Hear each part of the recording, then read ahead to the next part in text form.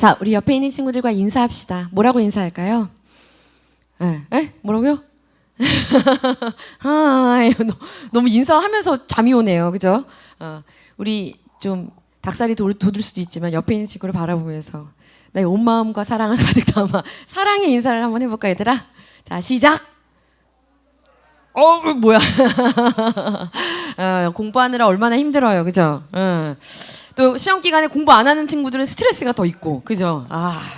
우리 요거 좀 같이 좀 나눠줄래요? 요거 찬양을 좀 같이 함께 해봤으면 좋겠는데 우리 태성 선생님 좀 도와달라고 안에 좀 두드려 주실래요? 네. 요거 아는 친구 혹시 있나요? 제이워십 찬양이 있더라고요. 제이워십 찬양. 여러분, 지난주에 강은도 목사님이 힘들다고 했던 그 바로 제이워십의 제이워십 찬양이에요. 조 선생님 한 주간 내내, 어서 오세요. 뭐 배워보는 마음도 그렇고, 네, 좋아요. 간단하잖아요, 그죠? 간단하니까 어렵지 않으니까. 거기 다 있어요. 악보가 있습니다. 네. 자, 우리 같이 함께 찬양하고 오늘 순서가 길어요. 여러분들이 모르는 깜짝 놀랄 순서가 있단 말이에요. 자, 우리 같이 함께 찬양해 볼게요.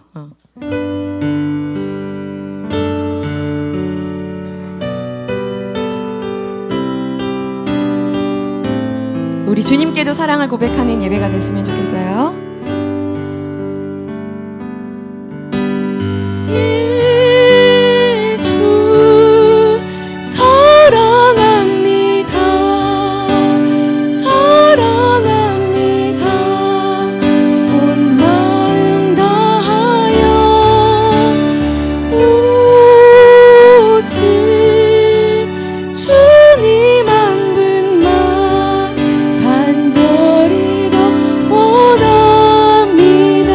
예수 사랑합니다. 예수 사랑합니다. 사랑합니다. 온 마음 다하여 오직 주님 한 분만 간절히 다시 한번 고백해 봅시다. 예수 사랑합니다. 예수 사랑합니다. 사랑합니다. 온 마음 다하여 오직 주님 한 분만 간절히 더 원합니다. 예수 사랑합니다. 예수 사랑합니다. 사랑합니다. 온 마음 다하여 오직 주님 한 분만 간절히 원하니 그럴 때 내 안에 넘쳐나는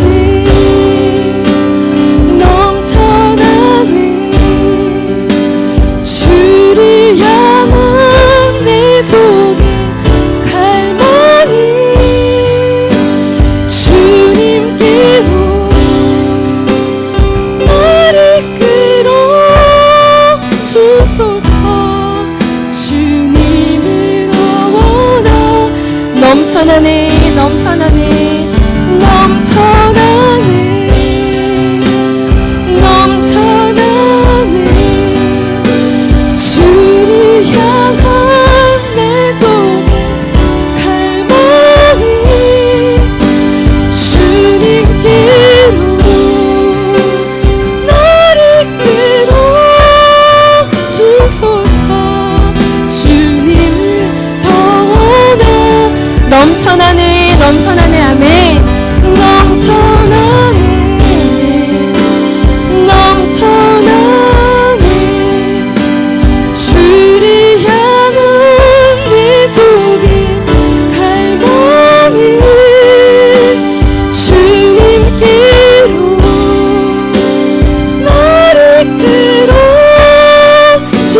주소서.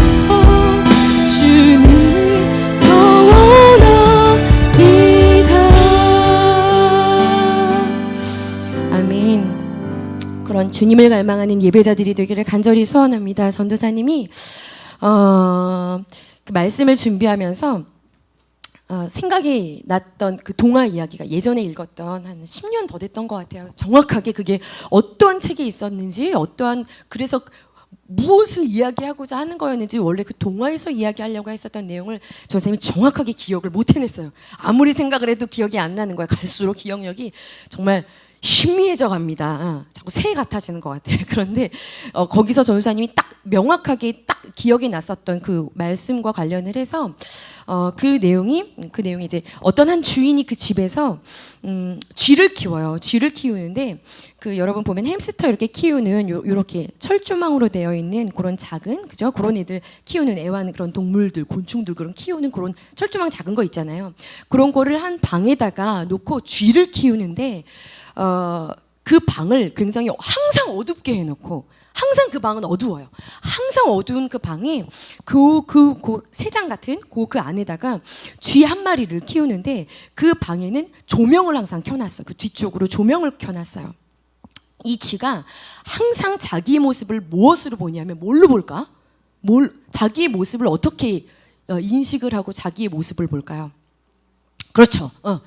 이 쥐가 있는 그 방이, 그 어두운 방에 조명을 통해서 비춰지는 자기의 그림자만 항상 보고 있는 거예요. 이 쥐는. 그러니까 그 방 안에 벽에, 그 큰 벽에 이 자기의 모습이 항상 어떻게 비춰졌냐면 얼마나게 비춰졌을까요? 굉장히 큰 쥐인 거예요.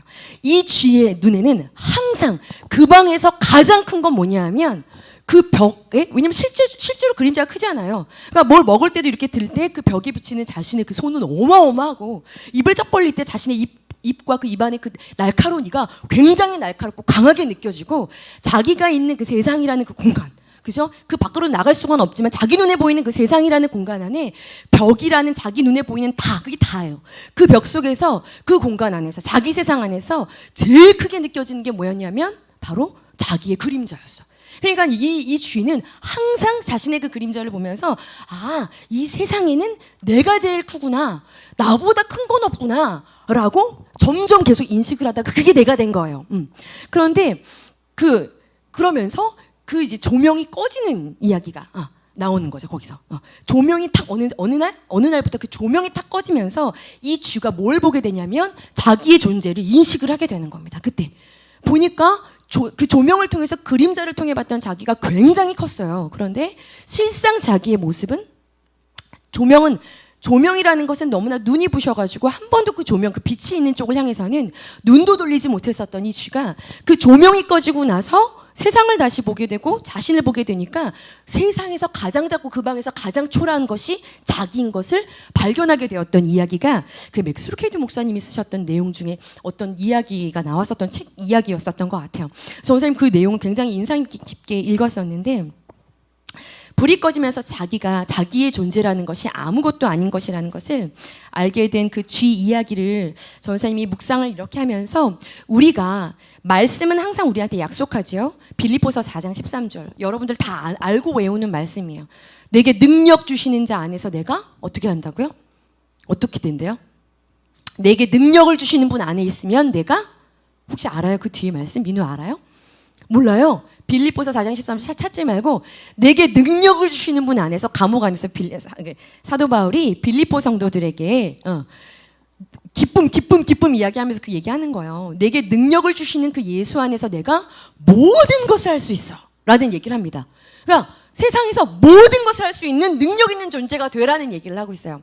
요한복음 14장에 보면 예수님께서 무슨 말씀하시냐면, 나를 믿는 사람은 내가 하는 그 일을 동교도 할 거고, 만약 동교가 나를 믿으면 내가 한 놀라운 그 일들을 동교도 할 거고, 동교는 만약 나를 믿으면 내가 한 일보다 더 놀랍고 큰 일을 하게 될 거야. 아니 그러니까 이 땅에서 예수님이 하셨던 것보다 더 크고 놀라운 일을 하는 사람이 예수님을 믿는 동교가 된다는 사실.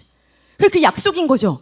그러니까 실은 말씀에 보면 정말 슈퍼맨 그 예수님을 따라가는 아이들은 슈퍼맨 아들이 돼서 같은 능력을 행하는 사람이 된다는 이야기들이 막 가득합니다. 실제로 예수님을 믿으면서 실은 한계를 뛰어넘어서는 그런 일들이 일어나죠. 전도사님의 삶도 그랬어요. 이전에는 상상할 수 없었던 전도사님은 앞에 서면 숨이 막히는 사람이었습니다. 앞에 서면. 그러니까 그것이 지금은 이렇게 마이크를 잡고 앞에 나와서 말씀을 전하기 때문에 아마 상상도 잘 되지 않고 전도사님들이 기억이 막 가물가물해요. 그런데 정말 해마다 숨이 막혔고 초등학생 돼서 항상 학년이 올라가면 그 60명들이 전부 다 자기 반 소개할 때 가끔씩 전도사님이 이야기했었던 내용들이기도 하지만 앞에 선다는 것 자체가 굉장히 숨이 막히는 일이었어요. 그래서 리코더 시험 볼 때는 난 시험을 포기했으니까 집에서는 연습을 하면 그 고양이 보면 노래를 다 끝까지 불러요. 리코더 되게 재미있어요. 혼자 연습하면 되는 거니까. 그런 거 되게 좋아해요. 그래서 끝까지 연습을 해요. 그런데 앞에 나가서 그걸 발표해야 돼? 그럼 나는 안 해요. 그냥 최저 점수를 받아도 앞에 나가서 하는 걸 안 했어. 너무 부끄럽고 쑥스러워요. 모든 사람이 나를 인식하지 않는데 모든 사람이 나를 인식하고 있다는 왜 생각과 착각을 하고 있는. 버스 탈 때 그런 착각 안 하나요? 모든 사람이 지금 날 보고 있어. 나 진짜 그런 거였어요. 정말 어디가 있으면 막 들어가고 싶고 있잖아요. 구석에 앉아요. 항상 마음이 편안하고 구석 자리는 항상 내 자리고.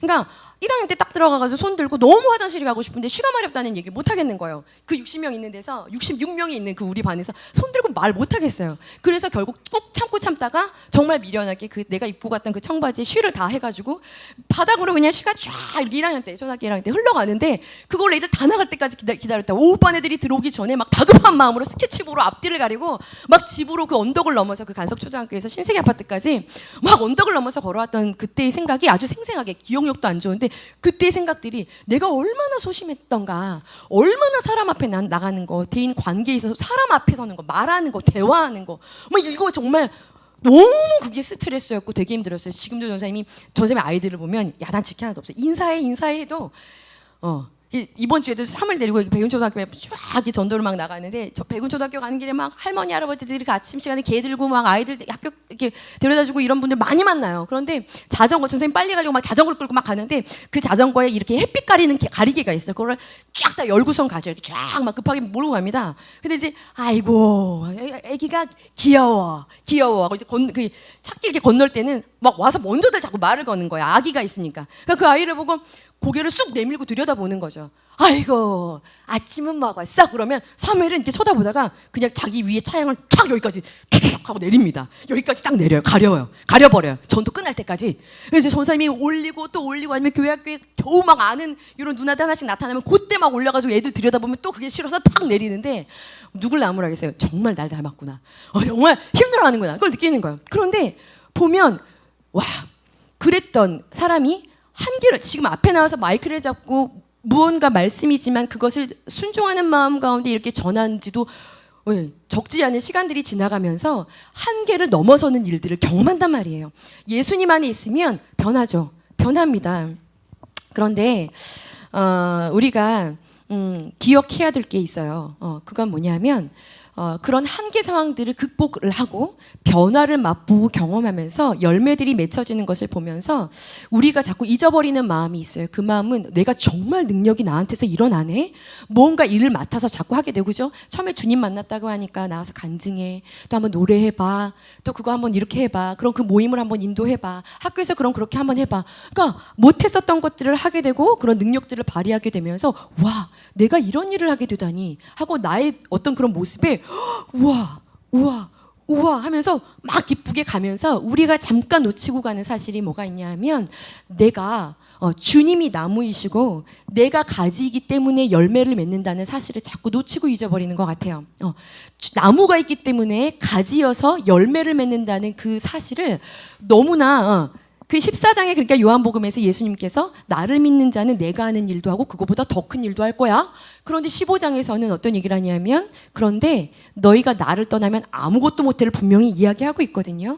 그런데 우리가 그 능력 행하는 막 삶을 막 살아가고 예수님을 믿으면서 기쁨 퐁퐁 새로운 삶, 변화된 삶 막 살아가면서 우리가 놓치고 잊어버리는 삶에 대한 그런 이야기들 그런 사건, 사람들의 이야기들이 역시 성경에는 또 많이 기록되어 있어요. 하나님께서 선택하셔서 쓰셨던 사람들은 정말 보면 작고 초라하고 부족하고 결핍이 많았던 사람들이 굉장히 많죠. 그 가운데 실은 한 사람이 바로 사울왕이었잖아요. 그죠? 사무엘상 9장에 보면은 여러분들 그 부족 국가에서 이제 통치, 왕국의 시대로 넘어가면서 하나님께서 사무엘을 통해서 첫 번째 딱 기름 부어 세우셨던 왕이 바로 사울이라는 왕이 나오죠. 그 사울이라는 왕이 얼마나 외모가 준수하든지 키는 우리 이섭이보다 더 컸던 것 같아요. 그러니까 준수해요. 잘생겼죠. 성경을 읽어보면 그 사울이라는 사람이 잘생겼어요. 준수해요. 순종적, 부모님의 말씀에 순종해서 잃어버린 거 찾으러 막 보면 부족한 게 없어 보이는. 그런데 사무엘이 자기에게 딱 기름 부어서 하나님이 세우시는 왕으로 기름 부으려고 했을 때 했었던 말이 모든 지파 가운데 가장 작은 지파가 내가 속한 지파이다. 그리고 그 베냐민이라는 가장 작고 작은 보잘것없는 지파 가운데서도 가장 작고 초라한 가문이 우리 아버지 집안이다. 그러니까 굉장히 자기를 겸손하게 낮추고 나는 아무것도 아닙니다를 고백합니다. 그런데 한 장 점프해서 넘어가면 그가 기름 부으면서 하나님에게 임한 영, 그러니까 나무로부터 받은 그 은혜의 공급 때문에 실은 그가 암몬이라는 나라와의 전쟁 가운데서 대승을 거두죠. 놀라운 승리를 거두어요. 그리고 바로 점프해서 13장에 어떤 이야기가 나오냐면 점프해서 승리를 거둔 순간, 승리의 배가 부른 딱 그 순간이에요. 누가 주인의 자리에 올라가냐면 우리 사울이 주인의 자리에 딱 올라가죠. 사무엘의 말에, 하나님의 말씀에, 명령에 순종하지 않아요. 하나님한테 묻는 모습이 점점 사라지기 시작합니다. 그 승리가 보니까 순종해서 내가 시작을 했는데 전쟁 이기네? 안 될 것 같았는데, 나는 능력이 없다고 생각했는데 되네? 그러니까 내가 가진 것을 배부르고 승리를 맛보고 은혜를 맛보면서 우리가 점점 배가 불러가면서 우리가 가진 것, 종인 것, 이것을 잊어가는 것, 이게 실은 배부른 자의 모습인 거죠. 전사님이 왜 이런 이야기로 시작을 하냐면 이번 주에 여러분 시편 119편부터 120편 그리고 내일 모레까지 시편 126편이 끝나면 이제 다시 10월 달은 레위기 큐티 오늘 나왔는데 레위기 큐티를 나누어 줄 거예요. 그 큐티 나눠주기 전까지 120편부터 135편까지 시편, 아마 어제 철야에 나왔던 친구들은 들었겠지만 성전을 향해 올라가는 노래라는 제목, 그 어떤 시의 그 제목이 붙어 있는 동일한 어떤 주제들을 가지고 시들이 쫙 기록이 되어 있는데 우리는 120편부터 126편까지만 우리 큐티를 하게 됩니다. 그런데 전도사님이 이 120편부터 오늘 우리가 123편을 읽었지만 120, 121, 122, 123, 124, 125, 126편을 쭉 계속 묵상을 하면서 하나님께서 주신 마음이 있었어요. 그 마음은 어떤 마음이었냐면 여기 있었던 사람 시의 그 제목에는 전부 다 성전에 올라가는 노래, 성전으로 올라가며 부르는 노래, 성전으로 교회를 향해서 올라가면서 부르는 노래, 교회를 향해서 올라가면서 부르는 노래라고 다 붙어 있어요. 그런데 이 시의 공통적인 부분이 굉장히 많더라고요.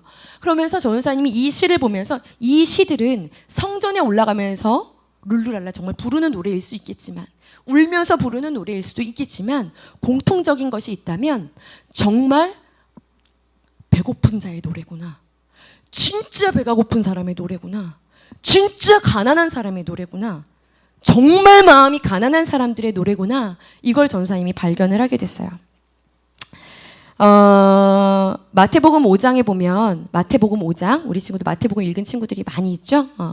읽은 친구들이, 정독한 친구들이 많이 있는 걸로 알고 있는데, 마태복음의 5장에 보면, 누가복음 6장에 보면 천국은 이런 사람들의 거야. 그걸 예수님께서 예수님을 따라오는 많은 무리 가운데 구별된 제자들에게 천국은 이런 사람들의 거야 하면서 이야기하면서 그 문을 여는 이야기가 바로 어떤 사람에 대한 얘기를 하냐면 마음이 가난한 자는 복이 있어.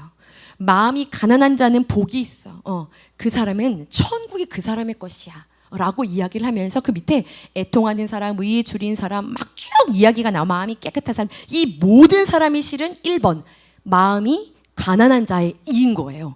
마음이 가난한 자는 복이 있다는 얘기가 나와요. 마음이 가난하다는 게 뭘까? 보면 그 영이, 원어로 보면 영이 가난하다는 거예요. 무슨 얘기예요? 가난한 사람, 가난한 사람, 완전히 자신의 그 영혼이, 자신의 상태가 완전히 파산했다라는 것을 고백하는 심령입니다. 내가 할 수 있는 게 아무것도 없다는 걸 고백하는 게 바로 마음이 가난한 상태인 거예요. 그런데 여기 시편 120, 121, 122, 123, 124 쭉 묵상을 해보니까 여기 있는 모든 사람은 마음이 굉장히 가난한 사람이 이 시를 정확하게 언제 지었는지는 알 수가 없어요. 2편 정도는 다윗이 지은 것 같다라는 이야기도 있지만 나머지 시들은 실은 누가 지었는지 어떤 정황에서 지었는지 추측을 할 뿐 정확하게 알 수는 없어요. 그런데 이 시를 쓴 사람의 이야기를 묵상해 보니까 굉장히 마음이 가난하고 굉장히 마음이 궁핍하고 굉장히 마음에 결핍이 많았던 것 하나만큼은 너무나 분명했어요. 전사님이 말씀을 묵상하면서 처음에 묵상이 잘 안 되어지더라고요. 나를 또 찾아보고 그리고 또 나의 문제를 발견을 하고 다시 묵상을 하면서 전사님이 우리 민호 생각이 났는데 우리 민호 이름을 얘기 안 하려고 했었는데 막 다시 이렇게 회복하면서 나와왔을 때 시끄러운 문제들이 막 많이 일어났어요. 민호 안에 가정의 삶에 막 이렇게 일어나서 실은 막 새벽 1시 막 2시까지 우리 민호가 문자를 보내면서 예배드리고 집에 돌아가서 예배를 드리고 이제 이렇게 돌아가면 자신의 삶에서 어떤 일들과 변화들이 일어나고 실은 막 눈에 보이는 어떤 약속들이 막 일어나고 성취되고 막 기쁜 일들이 늘 웃을 일만 일어날 줄 알았는데 내가 실은 가서 보니까 실은 어떤 부모님 안에도 문제가 자꾸 보여지고 내가 정말 숨을 쉴 수가 없고 이 집에서도 막 힘들고 여러 가지 상황들이 마음에 막 계속되는 일들이 막 일어났어요.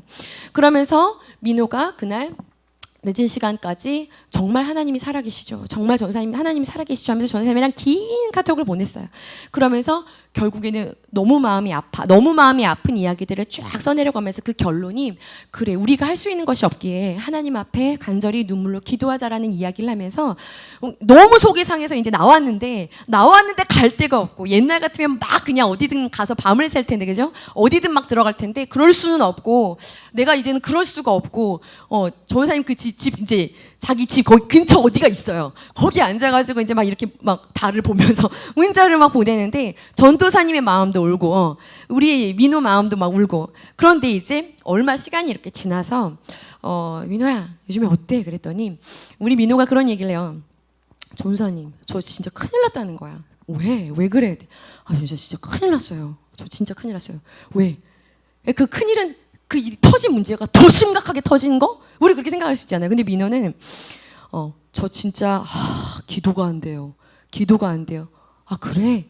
그때 문제가 탁 터졌을 때는 너무 마음이 막 바닥이니까 뭐든 붙잡아야 되니까 자기 힘으로 할 수 있는 게 진짜 아무것도 없으니까 막 이게 믿어지든 믿어지지 않든 그분을 향해서 막 외치게 되고 기도를 하게 되고 부르게 되고 바라보게 되는데 전사님 요즘에 제 일이 너무 잘 풀려요. 친구들하고 관계도 그렇고 학교에서도 그렇고 어려운 일이 하나도 없어요. 그러면서 민호가 어떤 얘기를 하냐면 가면서 길게 이야기를 했어요. 그리고 그 이야기 끝에 전사님 고난이 저한테 더 필요한 것 같아요. 야, 그 말 성경에 나와. 너 그 말 알아? 그랬더니 그런 말이 있어요? 다윗이랑 똑같은 얘기를 하고 있네. 그거 고난이었다고. 그걸 겪었던 게 고난이었다고. 다윗은 엄청 보면 근데 민호한테 그게 고난이었던 거죠. 그러니까 민호가 어떤 얘기를 하냐면 전사님 고난이 진짜 저한테 유익이었었던 것 같아요. 지금 다시 막 잡고 싶고 기도의 줄을 잡고 싶고 주님 하고 부르짖고 기도하고 싶은데 기도가 나오질 않는 거예요.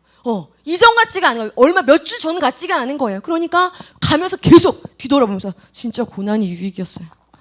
고난이 진짜 계속 그 얘기를 하면서 전사님 가는 거예요. 그런데 그렇게 집으로 돌아가는 민호를 향해서 전사님이 민호와 만남을 끝내고 돌아서서 올라가면서 그런 묵상이 이어졌어요. 정말 고난이 끝났다고 생각을 하는 걸까? 아무런 문제가 없다라고 이야기했는데 정말 아무런 문제가 없는 걸까? 만약 민호가 여러분들이 정말 지옥에 대해서 눈이 완전히 열려져서 여러분이 천국에 있고 지옥에 있다라는 분명한 사실을 내가 믿는다면 단지 싸우지 않는 부모님으로 인해서 우리 집에는 아무런 문제가 없어요. 우리 집은 평안이 가득합니다. 라고 고백을 할 수 있을까? 그럴 수 없을 겁니다. 네. 지옥에 대해 눈이 열렸다면 하나님께로 가까이 가 하나님의 그 고통을 느끼고 하나님의 눈을 가진 자가 되어 나의 부모를 바라본다면 내가 지금 고통과 어려움 가운데 있고 환난 가운데 환난 중에 있다라는 사실을 여러분 모두가 보게 될 거예요. 그러니까 예수님께서 그 고통스러운 그 상황에서 자신을 보면서 아프겠다 하고 울고 있는 자들을 향해서 뭐라고 하셨어요? 너를 위해 울어. 너를 위해 울어. 자기 모습이 안 보이는 겁니다. 예수님께서 왜 그 발톱이 달려있고 뼈들이 막 조각들이 붙어있는 그 채찍으로 왜 채찍을 맞아야 합니까? 그래요. 누구 말 맞다나 여기 앉아있는 친구들의 말처럼 진짜 성경 세네. 예. 끔찍한 이야기들 가리지 않고 나온다. 왜? 왜 기록을 하고 있을까요? 왜 가시관을 쓰고 왜 그 무거운 십자가를 지고 왜 6시간이라는 시간 동안 그냥 조금씩 숨도 끊어지고 물과 피를 쏟으면서 다 이루었다라는 그 고백과 함께 처절하게 심판을 당해야 했을까? 왜요? 왜 그 고통을 당해야 됐을까? 그분이 당하지 않으면 그 지옥의 고통을 누가 당해요? 여러분이 당하는 겁니다. 그런데 우리는 그걸 못 보고 있는 겁니다. 모르고 있는 거야. 보질 못하는 거예요. 그러니까 에베소서 5장 14절이 무슨 말을 하냐면 wake up! 옆에 있는 친구를 흔들으세요. 자, wake up. wake up. 자, 중학교 1학년 단어죠. wake up. 예, 그 다음 뭐예요? wake up. wake up. wake up sleeper. 이렇게 나와요. 잠자는 자들이요. 죽은 자들 가운데서 깨어나라. 이런 말을 하고 있어요. 사도 바울이. 잠들지 말고 죽어있는 사람들 가운데서 깨어나. Raise from the dead. 죽어있는 모든 것들로부터 깨어 일어나. 하나님의 빛이 지금 널 향해 비추고 있어. 지금까지 계속 너희들의 눈이 닫혀 있는 겁니다. 그러니까 아무런 문제가 보이지 않는 거예요. 우리 집은 싸움이 없기 때문에 평안합니다. 부모님이 날카로웠다가 지금은 평안합니다. 왜 보이는 거예요? 문제가 읽혀지지 않는 겁니다. 구원받지 못하고 예수님을 알지 못해서 나오지 못하고 있는 부모를 향해 눈물이 한 방울도 나지 않아요. 와우! 완전히 잠든 거죠. 완전히 감고 있는 거죠. 귀가 죽은 겁니다. From the dead. 네. Raise from the dead. 죽음으로부터 일어나라. 귀가 죽은 겁니다. 그래서 듣질 못하는 거예요. 말씀을요. 들을 귀가 없는 거예요. 눈이 죽은 겁니다. 그래서 하나님의 것을 볼 수 있는 눈이 없는 거예요. 그래서 예수님이 널 보고 좀 울어. 얼마나 환란이 곧 다가올 건지를 보고 울어. 그런 얘기를 하고 있잖아요. 조은사님이 정말 문제가 없는 걸까? 그게 아니에요. 여러분 눈을 떠야 되는 겁니다. 눈을 뜨라고요. 네? 그리고 내가 이렇게 세상에 나갔어요. 친구들이랑 대화가 쩍쩍 붙고 대화가 너무 잘 되는 거예요. 밖에 나가서 알바를 하는데 뭐 어려움이 없는 겁니다. 하나도. 소통이 세상 사람들과 소통이 너무 잘 되는 거예요. 대화가 너무 잘 되는 거야. 막 찰떡처럼 막 세상에 나가면 너무 재밌는 겁니다. 에? 문제가 없어. 굉장한 문제인 거예요. 굉장한 문제인 겁니다. 누가복음에 보면 6장 26절에 보면 그런 얘기들이 쭉 나와요. 거기는 가난한 자에 대한 얘기를 조금 다르게 하고 있어요. 그러면서 그 가난한 자의 얘기 나오다가 너희 배부른 자요. 세상이 만약에 너희를 칭찬하면 너희에게 화가 있을지로다. 라고 이야기하고 있어요. 세상하고 너희가 척척 대화가 맞아떨어지고 하는 일마다 세상 속에서 너무 즐겁고 기쁘고 세상에서 하는 것이 너무 행복하고 즐거운 거야. 그러면 여러분들이 지금 서 있는 곳이 정말 좁은 길일까? 아니면 넓은 길일까를 생각해 봐야 되는 거예요. 우리 집에 있는 부모님들 아무런 문제가 없어요. 내가 밖에 나가는데 친구들과의 대화 속에서 학교에서 아무런 불편함이 없어요. 이런 문제가 있는 겁니다. 내가 그리스도 쪽에 서 있지 않은 것일 수 있다는 거예요. 내가 넓은 길에 서 있을 수 있다는 거예요. 여러분 여긴 찾아볼게요. 히브리서 11장이. 히브리서 11장 그러면 믿음장이에요. 믿음장. 우리 히브리서 큐티 아주 세세하게 하고 나갔었어요. 올해 그죠? 히브리서 11장을 펴보세요.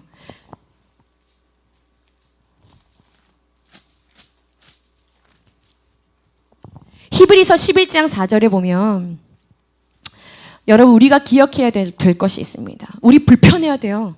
우리 살아가는 게 힘들어야 돼요. 불편해야 돼요. 어려워야 돼요. 고난이 있어야 돼요. 네? 대화가 안 돼야 돼요. 답답해야 돼요. 그래서 눈물이 나야 됩니다. 내가 지금 어떠한 상황에 처해 있는지를 여러분 잘 똑똑히 봐야 된다는 거야. 학생이잖아요. 그죠? 여러분들이 학생이지만 그 이전에 정말 영적으로 이 세상 가운데 어떤 존재인지를 봐야 되는데 히브리서 11장에 보면 믿음으로 선 사람들. 믿음으로 우리가 지금 믿음으로 이전에 우리 이번에 도이코리아 갔을 때 다니엘기 목사님이 많은 믿음의 사람들이 저기서 박수 치면서 우리 싸우는 걸 보면서 응원하고 있을 거라는 얘기 또 혹시 기억나나요? 거기 있는 사람들이 이름이 여기 딱 열거되고 있어요. 그죠? 4절에 보면 아벨은요 하나님 앞에 드리는 거에 목숨 걸었던 사람이죠. 엄청난 믿음의 사람이에요. 5절에 보면 에녹은요 죽음을 보지 않고 올라간 사람입니다. 이 사람은 하나님을 굉장히 기쁘시게 하는 거에 목숨 걸었던 사람이에요. 7절에 보면 노아라는 사람이 나오죠. 믿음으로 방주를 만들었죠. 120년 동안 두문불출하고 배 만드는 일이 쉬울 거라고 생각합니까? 8절에 보면 아브라함은요 알지 못하는 길을 향해 나아갑니다. 어렵고 불편한 삶을 살았다는 얘기를 하고 있어요. 그러면서요 13절에 보면 그 사람들이 왜 어렵고 불편하고 힘들었고 눈물 흘리고 눈물 없이 못 가고 자기 힘으로 못 가는 그 길을 갔냐면 하면서 13절부터 설명이 나와요. 거기 뭐라고 나오냐면 보세요. 끝에 보면 그 사람들은 자기들이 이 땅에서는 외국인과 나그네임을 삶으로 증명해내는 사람들이었대요. 뭐라고요? 이 땅에서는 자기가 외국인, 그러니까 자기는 국적이 있는 사람이라는 거예요. 또 나그네가 뭐예요? 잠깐 있다 가는 사람이라는 거예요. 이거를 증언한 사람들이래요. 삶으로 보여준 사람들이라는 겁니다. 불편한 삶으로 쩍쩍 대화가 되고 편안하니 너무 좋아요. 누리고 사는 삶이 아닌 고난을 자초함으로 자신의 삶이 여기서 잠깐이고 나그네고 본향이 있고 고향이 있고 갈 곳이 있고 하나님 나라의 시민권자인 것을 삶으로 증언한 사람들이라는 거예요. 그런데 내가 이 땅에서 환난이 없다고? 문제가 심각한 거예요. 환난 가운데 쓰여진 이 시들이 하나도 들어오지가 않겠지. 내가 문제가 없는데. 여러분 들어오겠습니까? 시험이 지금 가장 큰 문제면 이 시들이 들어오겠어요? 눈에 하나도 안 들어오죠. 여기 14절에 보니까 히브리서 11장 14절에 보니까 자기들이 본향, 원래 고향을 찾는 자들임을 이야기했대요. 16절에 보니까 그 본향이 어디냐면 16절 하늘에 있대요. 여러분, 여러분의 본향은 어디 있습니까? 이 땅이에요? 하늘이에요? 이 땅이면 이 땅을 위해 살겠지. 썩어질 것을 위해서, 잠깐 있다 갈 것을 위해서 목숨 걸고, 그래서 오늘 예배 안 오는 거 아닙니까? 그죠? 응? 내가 이 땅에서 잠깐 있다가는 정말 그 고향을 향해 잠깐 있다가는 순례자라고도 하고 나그네라고도 하는데, 그런 자인 걸 우리 친구들이 아직은 어리지만 그걸 아는 사람은 이 땅이 고난과 환난과 눈물과 어려움이 돼야 돼요. 왜냐하면 외국인으로 살아가는 건 여러분 어려운 일입니다. 어려워요. 전사님이 여러분들에게 도전하는 첫 번째 메시지는 환난과 고난과 고통과 어려움 가운데 너희가 살아가고 있다는 것에 대해 눈뜨라는 겁니다. 그러면 여러분들은 가난한 마음이 될 수밖에 없어요. 내가 왜 주님이 필요하지 않아요? 내가 왜 엎어지지 않습니까? 내가 왜 기도가 말라가고 있어요? 내가 왜 눈물이 떨어지지 않아요? 예배 시간에 왜 잠이 옵니까? 내가 배부르기 때문입니다. 내가 이 땅에 살아가는, 이 땅에서 영원히 살 사람들인 걸로 착각하고 있기 때문입니다. 눈 뜨지 않고 있기 때문입니다. 싸울 생각이 없는 거죠. 120장 보면, 시편 120장에 보면 이런 얘기하고 있어요. 여기 지금 보니까 120장부터 126장까지는 어떻게 이 사람이 이렇게 가난한 마음이 됐을까를 생각해보면 공통점이 있어요. 그게 뭐냐면 120편 1절에 보니까 1절 처음에 환난 속에 있대요. 121편의 6절의 뒷부분 보니까 모든 환난을 겪었대요. 123편의 3절 끝에 보니까 심한 멸시 가운데 지금 있대요. 124편 1절에 보니까 우리 주님이 우리를 도우지 않았으면 우리가 어떻게 될 뻔했어. 환난이 지나간 사람입니다. 네, 그래 보니까는요. 120, 121, 120 쭉 보니까 환난을 당했던 사람, 환난이 다가오고 있는 사람, 환난 중에 있는 사람이 고백한 신거예요.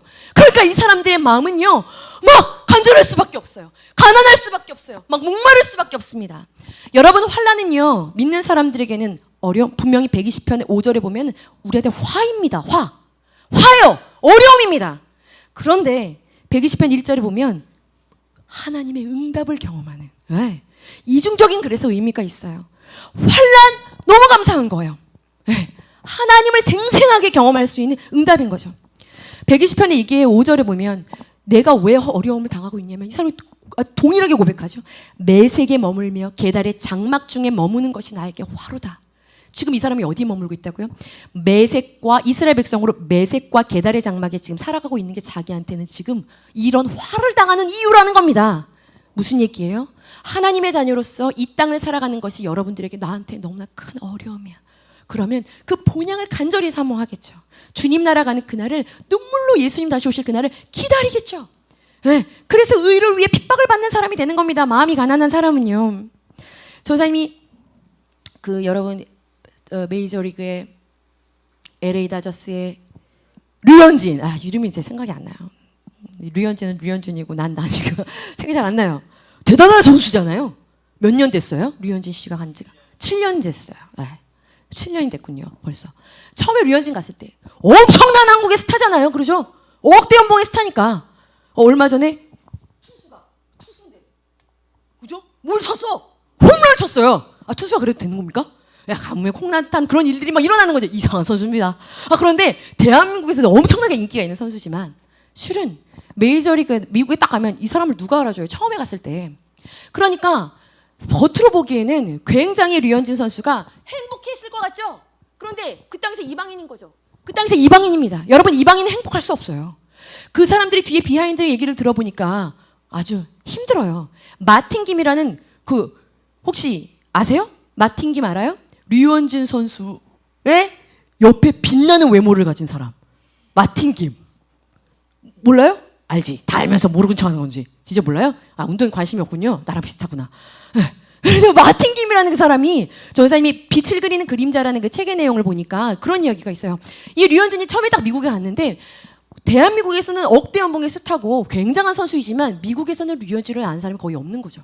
그러니까 왜 이 사람이 억대 연봉을 받고 여기 와야 되는 거야? 깝치네. 한마디로. 네가 뭔데? 얼마나 실력자이길래 하면서 그 뒤에서 보이지 않는 부분에서 굉장한 차별과 굉장한 억울한 일들을 많이 당했다는 이야기를 들었어요.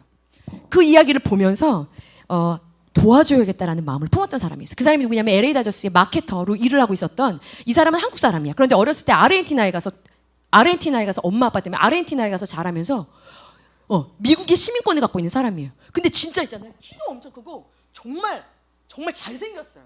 진짜 잘생겼어요. 그렇게 잘생겨서 본 적이 없어. 진짜 잘생겼더라고요. 이 사람이 잘생겼어요. 이름이 뭐라고요? 별 중요하지 않아요. 마태김? 하여튼 마틴 김인가? 하여튼 그래요. 근데 그 사람이 이게 들어있는 건 더 막 빛나. 이 안에 들어있는 사상이 어렸을 때부터 자기도 대한민국 사람인데 미국에서 사는 초등학생 때 내 친구도 미국에서 사는 이방인인데 한국 사람인데 자기는 너무 사랑을 받았대요. 진짜 잘생겼거든요. 네, 잘생겼어요. 그러니까 외모지상주의에서 정말 잘났어요. 외국인처럼 생겼어. 되게 예쁨을 받았대요. 그런데 옆에 있는 모든 친구들이 엄청나게 차별을 받으면서 굉장히 무시를 당하는 것들을 너무 많이 보면서 이 아이한테 꿈이 생긴 거예요. 그게 뭐냐면 차별받고 억압당하는 사람들을 돕는 자가 돼야 되겠다. 네, 그래서 국제 마케팅과를 갔어요. 그래서 어떤 그 나라에 대해서 정확하게 이것을 알리고 좋은 것을 홍보하는 대사가 되죠. 난 전도사님, 그래서 이 사람이 류현진을 딱 보니까 저 류현진 선수랑 개인적인 자리에서 자기 가져보니까 너무 괜찮은 사람인데 이 사람을 저 사람들이 너무 괴롭히네. 너무 힘들게 하네. 이렇게 하면 시작이 안 되겠다라는 생각 때문에 통역사를 해달라는 얘기를 했을 때 첫 번째는 거절했는데 이렇게 보니까 어려움을 너무 당하는 거야. 그래서 두 번째는 거절할 수가 없었대요. 너무 어려움을 당해서 류현진 선수가 이 마틴 김을 딱 지목했대요. 그래서 자기가 만약에 이 한 사람의 국제 마케터가 한 사람의 통역사가 된다는 건 자신의 모든 삶을 이 사람한테 맞춰가야 되는 거는 자기 꿈이랑 그게 너무 다른 거야. 그런데 이 사람을 도와줘야겠다는 생각을 한 거예요. 그래서 그 사람을 돕기로 결심을 하고 지금은 또 이제 바뀐 것 같기도 해요. 처음에 그 사람을 통역을 하는데 최대한 류현진 선수가 겸손하게 보일 수 있도록 통역을 했대요. 최대한 류현진 선수가 이 사람들에게 어떠한 마음을 갖고 있는지를 가장 좋게 드러내서 포장을 하기 위해서, 그리고 이 사람보다 오히려 이 통역을 하고 있는 사람의 눈빛이 이 사람의 얘기가 그 책에서 눈빛이 중요하기 때문에 눈빛으로 전달할 때 자신의 그 겸손함과 그 태도를 통해서 이 사람이 어떤지가 드러나기 때문에 이걸 최대한 겸손하게 드러내고 통역을 하기 위해서 굉장히 자신이 애를 썼어요. 나중에 가서는 이 선수가 결국엔 자기 실력 때문에 미국에서 엄청난 인기 스타가 되기 전까지는 자기가 난 조쌤 그걸 보면서 와, 세례요한이 완전 세례요한이다. 주님은 흥하고 나는 쇠해. 어쨌든 여기서 하려고 하는 이야기는 이방인들은요 억대 연봉의 스타여도 이방인이라면 반드시 불편함을 당한다라는 거죠. 여러분, 이 얘기를 하고 있어요. 120편 5절에 보면 내가 메색과 게달의 장막 가운데 머물고 있는 것이 나에게는 굉장히 큰 불편함이야. 화야, 환란이야. 여러분에게 그 불편함이 있습니까? 그런데 감사하게도 여기 시편에 있는 사람은 이 불편할 때 있죠. 이 불편함을요 가장 자기가 가지고 있을 수 있어요. 그런데 다른 방법을 사용하는 게 120편 1절에 보세요. 누구에게 나아갑니까? 여호와께 나아갑니다. 121편에 2절에 보면 누구의 도움을 구하죠? 여호와의 도움을 구하죠. 122편에 보세요. 여호와의 집으로 올라갑니다. 123편에 보세요. 여기가 가난한 상태의 절정을 얘기합니다. 오늘 우리가 읽었어요. 나한테 심한 멸시와 조롱이 있어. 그래서 나를 도와줄 분은 주님이야. 주님을 어떻게 바라본다고요? 주인의 손만 바라보고 있는 종의 노예, 슬레이브의 노예의 자세로 주인의 손만 바라보고 있대요. 오늘 조쌤이 이걸 묵상하는데 조쌤이 이전에 필리핀에 결혼 신혼여행 갔을 때 너무 생각이 나는 거예요. 신혼여행 갔을 때 필리핀에서 방호 선생님이랑 식사를 하러 어떤 한 섬에 갔어요. 부부들이 막 이렇게 있어요. 근데 필리핀의 그 나라는 우리가 여행했었던 곳은 굉장히 막 빛과 번쩍한 것 같았는데 호텔 밖으로 딱 나오니까 우리나라는 60년대, 50년대 굉장히 가난한 60년대 너무 가난한 거예요. 그러니까 막 애들이 거의 벗고 있고요. 벗고 있어. 그리고 우리를 막 천원 그러면서 바나나로 모자 만들어서 그걸 막 우리한테 던지면서 그거 사달라고 막 천원 하면서 막 쫓아오죠. 근데 얘네들이 그렇게 뚫려 있는 데서 실은 나 너무 불편한 거야. 거기 가서 밥을 먹는데 그 섬에 딱 어떤 식당이 있어요. 이게 정자처럼 생긴 그런 식당이 있어. 먹기가 너무 불편해. 왜냐면 그 난간에 전부 다 어린아이부터 막 여자들이 거의 벗어가지고 막 이게 막 지저분한 그런 사람들이 있잖아요. 막 가난한 그런 보기에도 막 열악한 사람들이 우리만 이렇게 보고 있어요. 우리만. 와, 나 너무 불편해. 그리고 음식이 쫙 나왔어. 막 그 음식은 어디서 나온지 모르겠어. 막 소세지 막 꼬치 낀 거에 막 야자수 열매에 빨대 딱 꽂아진 거. 막 신혼부부들을 위한 거니까 막 돈 엄청 받으니까 막 어떻게 해서든 음식을 막 만들어. 어마어마합니다. 그런데 그 사람들 거기서 뭐 하고 있는 줄 알아요? 전사님이랑 박원순이랑 밥을 먹고 있는데 거기서 뭐라고 했냐면 이만한 나뭇잎으로 우리를 부채질을 해주고 있어요. 아니 여기가 무슨 전사님 영화 보는 줄 알았잖아. 이런 데가 있구나. 근데 계속 붙여. 정말 시원하고 이렇게 했겠어요? 너무 불편한 거야. 와, 내 필리핀으로 선교여행을 왔어야 되는데 야, 신혼여행 진짜 엄청 불편하다. 너무 불편해. 너무 불편한 거예요. 그러다가 가이드가 저 사람들은 막 쳐다보고 있으면 가이드가 어떻게 하는 줄 알아요? 총을 꺼내요. 총을 꺼내서 뭐 이렇게 내가 흉내를 못 내니까 말을 못 하겠어요. 근데 꺼지라 이거예요. 여기 꺼지라 이겁니다. 이렇게 딱 해요, 총을. 그러니까 진짜 체하거나 토할 것 같아서 먹을 수 없어요. 음식을 하나도 못 먹었어요. 하나도 못 먹고 자, 사인 줄 때까지 일단 앉아 있었어요. 박훈 집사님 막 먹더라고요. 그래서 앉아 기다렸어요. 비가. 그래서 그거 먹었어. 그러고 나서 이제 가자고 사인이 와서 빨리 가고 싶어. 빨리 일어났어요. 빨리 가고 싶어. 그러니까 일어났는데 일어나자마자 진짜 깜짝 놀랐어요. 일어나서 이렇게 가는데 우리 뒤에 그 식탁에 식탁보가 깔려져 있었어. 근데 거기서 부채질하고 있었던 사람이 전혀 그렇게 안 보여요. 이렇게 이랬던 사람들이 다 우리 음식만 보고 있었거든요. 근데 그 식탁보를 싹 빼더니 우리 가자마자 우리가 완전히 내가 나간 것도 아니야. 한 발자국을 딱 뛰는데 방울씨 때문에 저 사람 깜짝 놀래가지고 진짜 모든 식탁에 있었던 식탁보들 그 옆에 들러붙었었던 막 이거 보고 있었던 사람들이 식탁보를 싹 빼서 이렇게 해서 하면서 가는 거예요. 안 먹길 다행이지. 그 사람들이 먹으니까 와, 가난한 겁니다. 먹을 게 없어요. 근데 이걸 보는데 가난의 극치가 나오죠. 보세요. 오늘 여러분 읽었잖아요. 상전의 손을 바라보는 종들의 눈처럼 여주인의 손을 바라보는 여종의 눈처럼 우리 눈이 여호와 우리 하나님만 바라보며 우리한테 은혜 베풀어 주시기를. 다음 절에 보세요. 은혜를 베풀어 주시고 또 우리에게 은혜를 베풀어 주시기를. 주님, 우리 너무 힘듭니다. 이런 마음이 여러분 일생 있을 수 있을까? 있어야 되는 거예요. 내가 지금 눈을 떠서 나를 보면 그게 보여야 되는 거예요. 그래서 마무리하면서 전사님이 여러분한테 진짜 해주고 싶었던 얘기는 실은 126편이었어요. 여러분의 그 고통스럽고 힘든 사람들, 내가 지금 어렵고 힘든 이 순례자로 이 땅을 살아가는 거구나. 그죠? 살아가는 이거를 고백하는 사람들은요, 결국 그 환난을 어디로 끌고 가야 되냐면 126절에 보면요, 여기 5절과 6절을 읽어봅시다. 시작. 눈물을 흘리며 씨를 뿌리는 자는 기쁨으로 거두리로다. 울며 씨를 뿌리러 나가는 자는 반드시 기쁨으로 그 곡식단을 가지고 돌아오리로다. 환난은 있지만 그 환난 가운데서 여러분 눈물로 그 환난 가운데에서 눈물로 하나님 앞에 무릎을 꿇는 자가 되어야 되는 거예요. 여러분, 천국이 무슨 문으로 되어 있게요? 여러분 크리스찬 그 영화 봤죠? 철로역장. 거기서 그 막 순례자한테 전도자가 크리스찬한테 보일 거야. 저 십자가는 뭘 통해서 보인다고 했죠? 기억나는 사람 하나도 없어요? 우리가 가는 그 길, 그 끝은 뭐를 통해서만 보여라고 했잖아요. 이거 마침 전사님 진짜 엄청난 선물을 줄게. 뭘 통해서만 보인다고 했는지 기억 안 나. 전사님 그거 보면서 눈물이 너무 났어요. 자, 지금 답이 나왔잖아. 오케이, tear. 네, 뭘 통해 보인다고? 눈물을 통해서만 볼 수 있다네. 기억 안 나요? 그래요. 나만 봤구나. 여러분 천국문이 뭐로 되어 있어요? 계시록에 보면?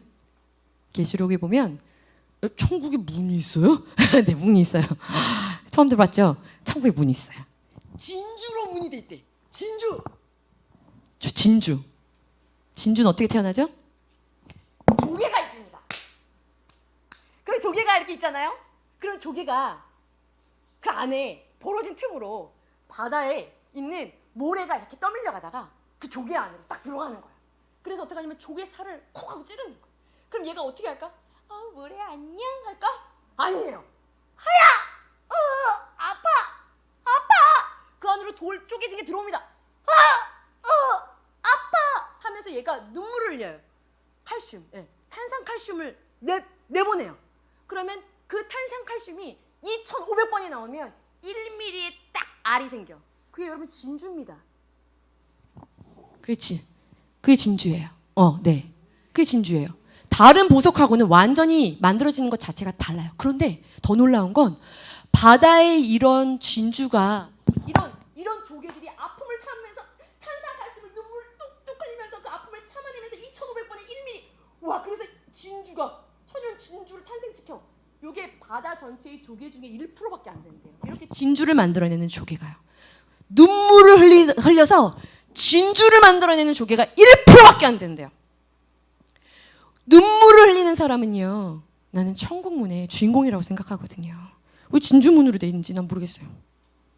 네. 진주는 그렇게 만들어져요. 조개의 눈물을 통해서 오랜 시간을 거쳐 만들어집니다. 126편에 그런 얘기를 하고 있잖아요. 울면서 씨를 뿌리는 사람은요, 거둘 게 있대요. 거둘 게 있대요. 조쌤이 신대원 시야에 너무 많이 네. 이번 주에 선생님이 한 청년을 만났는데 그 청년이 진짜 있잖아요. 음악이라고는 여러분처럼 중고등학생 때는 음악을 다루고 접해보지도 않고 피아노 하나 건반을 눌러보지도 않은 친구예요. 그런데 결국에는 어떤 누구보다도 초고속 행진. 그래서 버클리라는 음대를 들어갔고 자기랑 같이 버클리 음대를 들어갔던 친구들보다 걔네는 지금까지 학교를 다니는데 자기는 졸업을 해서 버클리 음대를 졸업한 사람이 돼서 이번에도 보니까 조찬미 씨 여러분 알아요? 조찬미 노래 불렀잖아요. 요괴배스 노래. 예. 몽기장의 노래 이렇게 해서 다시 제 앨범 나오고 막 스트링 작업하고 하는 거 이 친구가 다 맡아서 작업을 했었더라고요. 엄청나게 이거 돌아보면 어떻게 하나님이 이렇게 하셨지? 여기가 희귀성 난치병이에요. 그래서 여기 1mm 오늘 1mm 많이 나오네요. 1mm만 여기 이제 잘못 사용해서 여기 붙어버리면 평생 장애인으로. 그래서 일생 약을 먹어야 돼. 그렇다고 낫는 병도 아니에요. 그래서 군대도 안 가. 자신이 이렇게 나가려고 하면 하나님이 턱 막고 이렇게 가려고 하면 고난으로 탁 맞고 이게 될까? 눈물로 나아가면 알 수 없는 길을 이 문을 막으면서 이 문을 열고 이 문을 막으면서 이 문을 열어서 여기까지 왔는데 돌아보니까 어떻게 여기까지 왔지? 그 버클리에서도 알바를 구하는데 알바 한번 해보려고 미국에서는 50시간을 채워야 돈이 나오기 시작을 한답니다. 수천만 원의 그 한 학기 등록금이 너무 비싸니까 막 김치푸대 20kg짜리를 막 들면서 하루에 막 300테이블 막 나가는 그런 식당에서 막 일을 하는데 막 이 김치를 나르는데 한 하루당 일을 하고 더 이상 못하겠다. 여기까지인가 보다. 돈이 나올 데가 없어요. 몸도 아프죠. 외롭죠. 돈도 없죠. 너무 힘든 거야. 여기까지인가 보다. 이제 돌아가야 되나 보다. 하고 어머니한테 엄마 저 이제 여기까지 돌아가겠습니다. 눈물로 엄마가 기도를 한 겁니다. 밤새 그 철야 그날. 그리고 다음날 아침에 놀라운 일이 일어나는 거죠. 어머니가 아침에 일어나가지고 눈물로 그리고 이제 카톡을 딱 봤더니 다시 도전할게요. 어떻게 됐냐면 이제는 끝인가 보다. 자기는 이제 몸도 이래 뭐 할 수가 없구나 했는데 학교에서 나지 않은 알바 자리가 나서 음악 알바 자리가 나와서 앉아서 돈을 충당을 조금씩 그것도 조금씩 하면서 하나님께서 그걸 이어가게 하셨어요. 이번에 다시 미국을 들어가면서 전사님 저 언제 올지 몰라요. 그래 돈도 안 가져가요. 돈도 없어요. 네, 돈도 없어요. 그리고 이번에는 친척들하고 완전히 떨어져 있는 반대쪽으로 가요. 의지할 사람도 없어요. 건강도 불안하기 때문에 약을 이만큼 싸가요. 네, 1년치 약을 딱 싸가더라고요. 몸도 힘들어요. 돈도 없어요. 아는 사람도 없어요. 뭔가 직장이 취업돼서 간 게 아니라 이 안의 마음의 이끌림 가지고 가요. 근데 가는 이유는 전사님 다윗이 이번 주 지난주 그 얘기를 계속 듣는 거예요. 고난이 유익이라는데 진짜 돌아보니까 그 시간이 저를 만들었는데 실은 의지할 거 하나도 없어서 글로 가요. 나이가 적지 않은 나이거든요. 전사님이 고난 가운데 있지만 너의 방향이 주님을 향해 있기 때문에 넌 되겠다. 될 거야. 예. 이 되겠다라는 게 눈에 보여지는 것을 이야기하는 게 아닌 거예요. 여기 이 시편의 기자들이 이 환난 가운데 있음에 눈뜨고 그 환난 가운데에서 기도의 무릎을 통해서 여러분의 그 모든 방향이 여호와를 향한 부르짖는 방향이 되어서 거둘 것이 있는 여러분들이 됐으면 좋겠어요. 여러분, 내 전소님 이번 주에 한 친구의 성적표를 봤습니다. 봤어요. 울어야지. 울어야 되는 거예요. 왜? 절망하진 않아요, 동규야? 절망하지 않습니다. 저 선생님 동교에 대해서 청년분들이 한마디 딱 말을 한 거 써놓은 걸 보니까 그 학생부 중에 성경 읽는 중에 가장 큰 애. 학생부에 성경 읽는 애 중에 가장 큰 애. 대단한 거죠. 늘 그렇게 보고 있더라고요. 하나님 어떻게 보시지 정말 기대가 돼요. 여러분, 우리가 환난 가운데 있음을 눈뜨고 나의 그 환난 가운데서 주님의 이름을 구하는 가난하고 겸손한 마음이 있다면 여러분들의 인생은 그 인생의 마지막 때에 거둘 것만 있는 인생이 될 거라는 것을 확신합니다. 이 시간에 우리 아까 전에 불렀던 그 찬양 같이 함께 다시 부르고 우리 갈망했으면 좋겠어요. 주님, 막 이게 나 뜨거워서 못 부를 수도 있겠죠. 예수님 본 적이 없는데 어떻게 사랑한다고 고백을 하지? 그 사랑을 좀 알게 해주세요라는 마음이어도 좋고, 주님을 간절히 원합니다. 내가 가난한 마음이 되길 원합니다.